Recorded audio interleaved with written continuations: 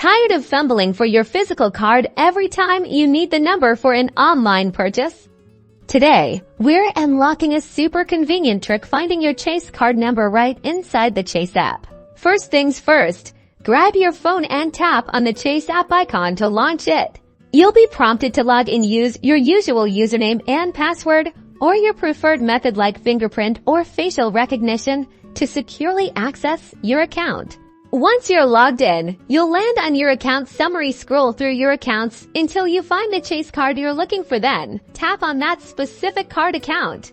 You're now on the card details page. Look for a button or option that says something like see card details, view card number, or show details. It might be under your card image. Tap on that.